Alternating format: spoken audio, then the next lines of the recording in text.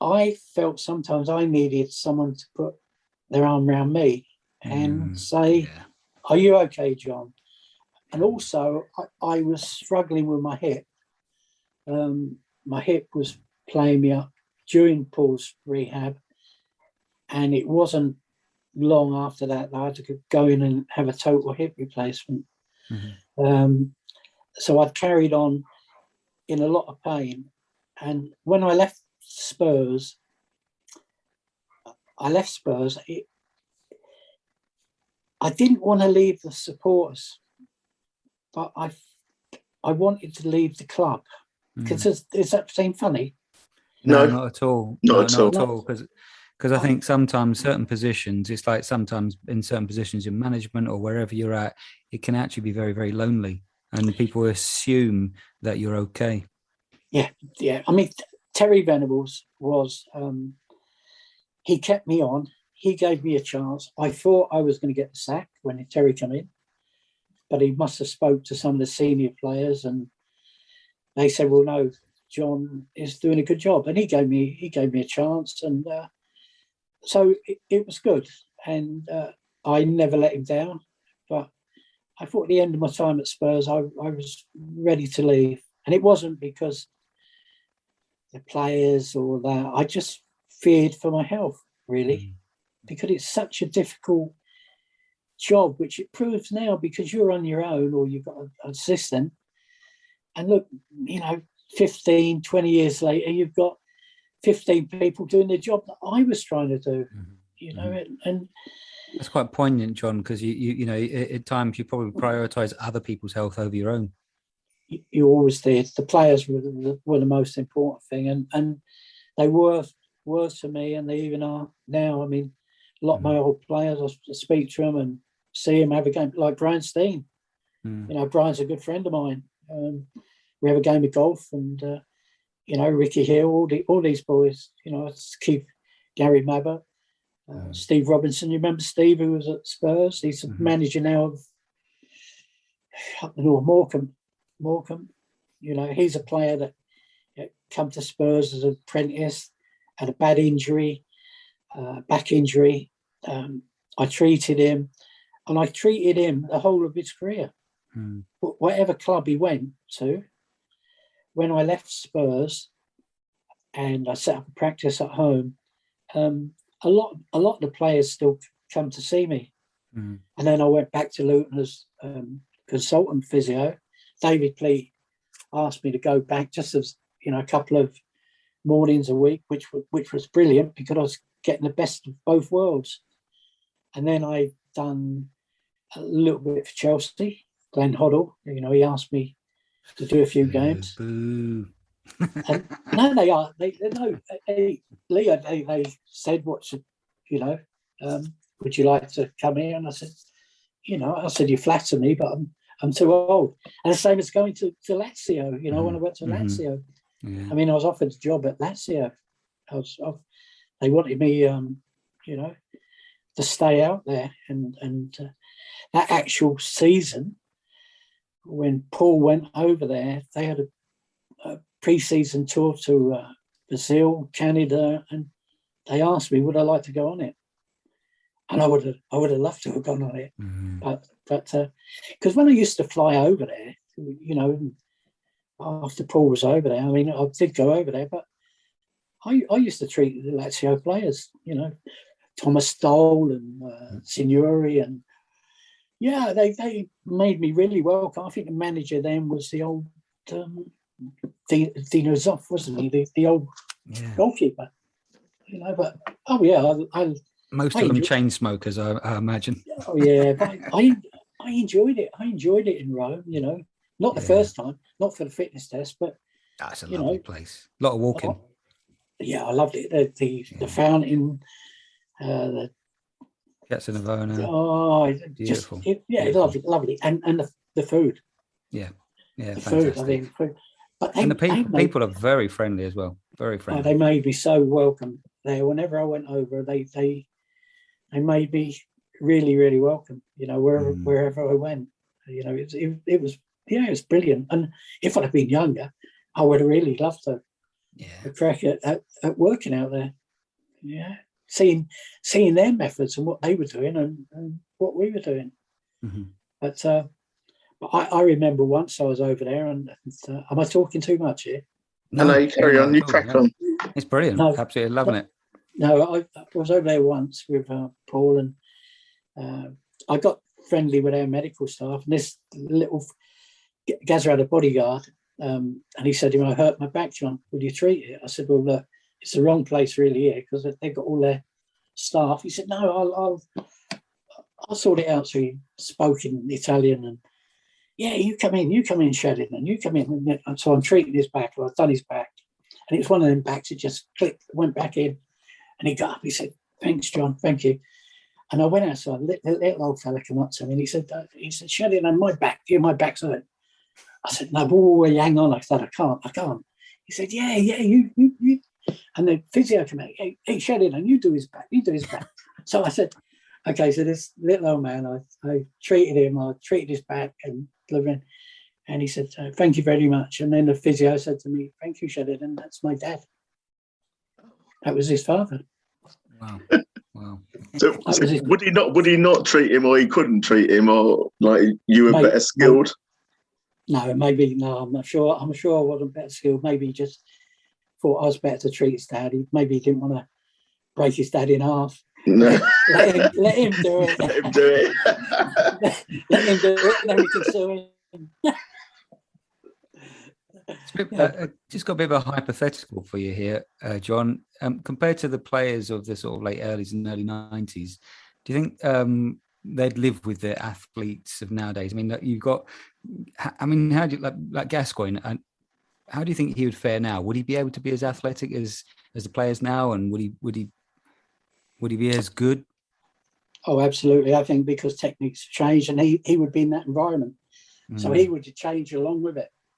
Yeah, I mean, it was different in them days, wasn't it? Because we played on muddy old pitches, and I mean, they're like snooker tables now, aren't they? Pitches, the game's more scientific, isn't it? It's played in smaller areas of the field. They are fitter, but I don't think the football's any better. No. I don't think the football's any better, and I think the players then that played, they were men. I'm not saying they're not men now, but them tackles that went in. I mean, you look at Maradona. I mean, my son says to me, surely Messi and Ronaldo are better, but you compare what Maradona did on those pitches with tackles flying in from everywhere, the same as Gascoigne, and they were still controlling that ball on pitches that looked like a combine harvester had been over them. Sometimes players, when you watch them, even though I was involved in them, I'd pay to watch them. I mean, going back, Ricky Hill, Brian Steen, and then come to Tottenham, Waddle, see Waddle running down the wing. It made my hair tingle to watch him, and then you had some great players, and you had great clubmen. You had Gary Mabber. What a man he is! He's a miracle. A diabetic. What he's an icon for diabetes. And fighting it, and also as a man, just for humanity, it's just. I mean, how can as you say, not only as a man, but someone who's diabetic, how to be a professional athlete at that level with what he had to go through is an absolutely incredible achievement. Incredible. I love Gary Mabber. He was absolutely superb man and still is. And I mean, I remember when I was in hospital over Cambridge. The first two players that come and see me, Gary Mabber and Naeem. Yeah. He's done so much for a lot of people, Gary Mabber, hasn't he? Even like Gascoigne, and he's just an incredible human being. To do my forward, for the book, Gary doing it and David Fleet doing it, two of my favourite people. So I think I was very privileged, that these, they thought it was worth doing for me. So it was lovely. Yeah. So did they offer to do that, or did you reach out to them? I mean, obviously, as you say, you talk about Gary, and he's as Lee said, he seems to be a top, not just a top footballer, a top professional, but a really top human being. And we've seen through you know, the stuff that he's done for Tottenham and Tottenham fans during the pandemic and everything, you know, that kind of speaks to the kind of person he is. But, you know, it must, as you say, it must have been a massive privilege to get, you know, someone of his stature wanting to put up, you know, put the foreword in on your book.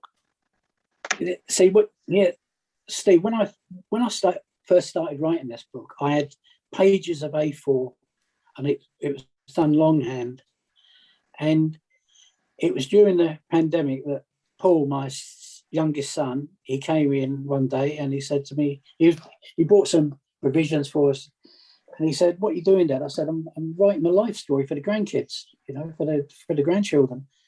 And he said, "Do you want me to put it in some kind of order?" And I said, "Well, that would be brilliant, because after this, we'll get it printed. I'll get it self-printed for the grandchildren." Mm.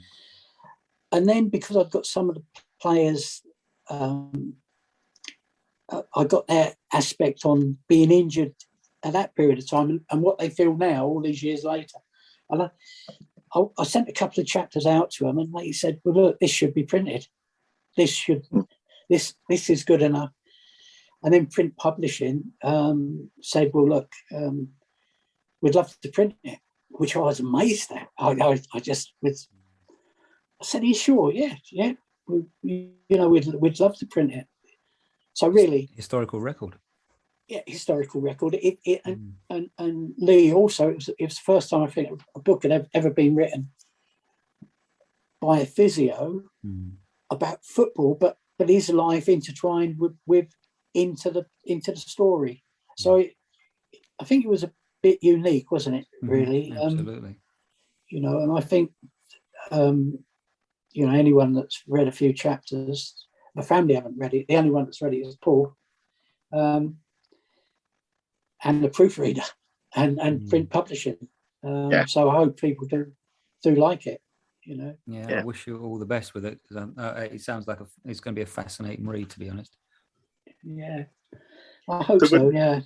So John, I mean, you spoke about like Paul and, like, you know, through the injuries and stuff, but I mean, we all know him as an absolute live wire of a personality. And are there any stories that you can share with us that where he wasn't, you know, we weren't worried about, like, you know, injuries and his future, and you know, that maybe people haven't been exposed to, maybe any colourful stories that you thought were too colourful to put in the book, but you don't mind committing to a small Spurs pubcast that that, you know, that where your revenue doesn't depend on it. When we went out to, I think Tottenham flew out to Japan, and Paul, myself, and I think Jimmy Five Bellas and his dad, we went out to Portugal to do some rehab. And one day we went out shark fishing. Now the boat, when it's in harbour, is quite safe, isn't it? Mm. So he said to me, get up the crow's nest, you'll have a great view. Of course, as soon as we get out to the Atlantic, because we're going out about 13, 14 miles, trying to get these sharks, the boat's all over the place, and I'm hanging on for grim death, and he's trying throwing cans of beer up for me to catch, you know. And on the deck, there's a few of the boys that are on all fours, like dogs, spewing up because seasick, and it was, looking back, so funny. And we got out there, and we caught a shark in the end. We got a shark, and he gave it to me. I mean, I imagine it, you know, I say it's about 8 foot long, but in fact it was about 18 inches, I think. But I had the shark, and even then it was strong, and I was holding on to this shark because we went out there, first of all, to get one to barbecue. but it was funny, Paul. But there's things you daren't mention. No, some of the you could write a great book, Steve, on stories that shouldn't be printed.